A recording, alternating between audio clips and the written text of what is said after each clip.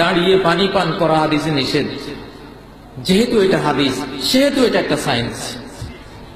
না রাসূলুল্লাহ সাল্লাল্লাহু আলাইহি ওয়াসাল্লাম ইউশরাবা কায়মান, সহিহ মুসলিমে হাদিসটি আছে, নবীজি দাঁড়িয়ে পানি পান করা নিষেধ করেছেন। যেই রাবি কাতাদা হাদিসটি বর্ণনা করেছেন, তার ছাত্ররা তাকে প্রশ্ন করলো, কুল্লা ফাল আকলু, তাহলে খাওয়া কি? পান করা যদি নিষিদ্ধ হয়, দাঁড়িয়ে খাওয়াটা কি?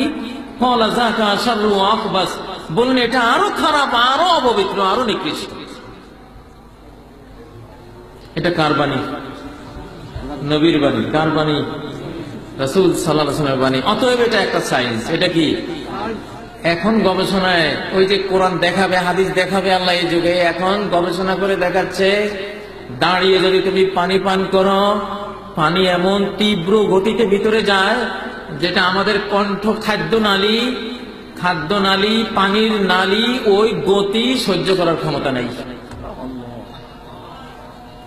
ফলে খাদ্যনালীর ভিতরের পাতলা চামড়া ফেটে যায় এবং ওখানে আলসার কি হয়। পানির যখন স্রোত খুব তীব্র গতিতে আসে, তখন মাটির বাঁধ তুলে বান টান ভেঙ্গে সব ভাষায় নিয়ে যায় না? দাঁড়িয়ে পানি পান করলে এত তীব্র গতিতে নামে, ওইটা সহ্য করার মতো ক্ষমতা মানুষের খাদ্যনালীর মধ্যে নাই। আল্লাহু আকবার। কোন বুজুর্গের কথার মধ্যে এরকম সায়েন্স খুঁজে পাইবা? কোন ওলিয়া আউলিয়া, কোন কাজী হাজির কথার মধ্যে সায়েন্স পাইবা?